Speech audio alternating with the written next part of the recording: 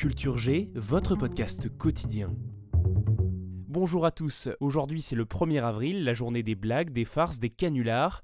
Pour votre culture générale, je vais brièvement vous expliquer d'où vient cette journée, puis je vous raconterai 4 célèbres poissons d'avril légendaires.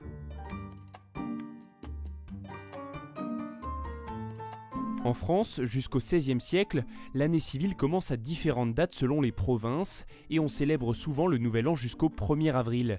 En 1564, avec l'édit de Roussillon, le roi Charles IX décide que l'année débutera désormais pour tous le 1er janvier. Imaginez bien la difficulté pour beaucoup de gens à s'habituer à une telle réforme du calendrier.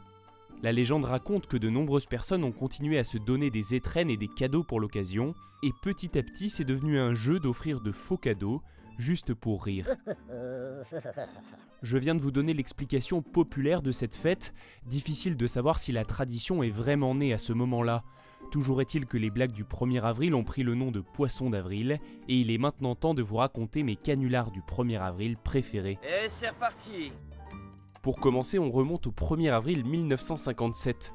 La BBC, célèbre et sérieuse chaîne de radio-télévision britannique, diffuse un reportage étonnant.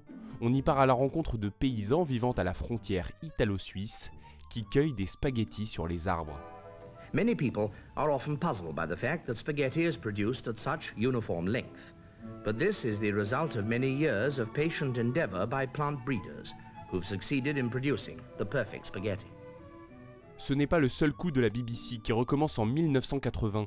Elle annonce que le Big Ben va remplacer ses horloges historiques par un affichage digital. Vent de panique à Londres. Le 1er avril 1998, c'est la marque de fast-food Burger King qui va réaliser un gigantesque coup monté marketing. Elle publie une pleine page de publicité dans le quotidien américain USA Today où elle explique avoir conçu un burger spécial gaucher. Un Whopper, tout ce qu'il y a de plus classique, mais dans lequel tous les ingrédients à l'intérieur ont été tournés de 180 degrés pour être plus adaptés au gaucher. Burger King. Après cette annonce, des milliers d'Américains se sont pointés dans leur restaurant Burger King pour commander ce Whopper édition spéciale gaucher, qui n'existait évidemment pas. Ah non, c'est trop bête. C'est trop bête, c'est trop bête, c'est trop bête. Le meilleur pour la fin, le 1er avril 2009, France 3 Poitou-Charentes diffuse un reportage passionnant sur les éoliennes. On va encore, si vous le voulez bien, évoquer le sort de la planète avec des conséquences tout à fait inattendues de l'installation en grand nombre de parcs éoliens. Des chercheurs démontrent en effet que le rythme de rotation de la Terre en est aujourd'hui modifié. Il va donc falloir très sérieusement envisager un nouveau calcul du temps. C'est surprenant. Jérôme Villain, Laurent Gauthier. L'image parle d'elle-même. À gauche, la planète Terre en 1972, aucune éolienne à sa surface, vitesse de rotation normale. À droite, la Terre vue cette fois en 2008 avec ses 238 500 éoliennes. Résultat, la rotation de la Terre est plus lente car le frottement atmosphérique est plus important. Un constat bien connu du monde scientifique, mais aux conséquences multiples et diverses. Un canular très crédible de faux experts en attestent. À cause des éoliennes, la Terre tourne moins vite et nos journées dureront bientôt 25 heures au lieu de 24.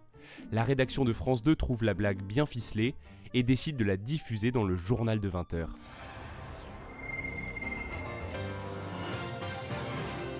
Bref, soyez vigilants aujourd'hui, vous serez peut-être les premiers témoins d'un nouveau canular qui marquera l'histoire. Merci d'avoir écouté cet épisode et merci d'être abonné à Culture G. On se retrouve demain pour une nouvelle histoire.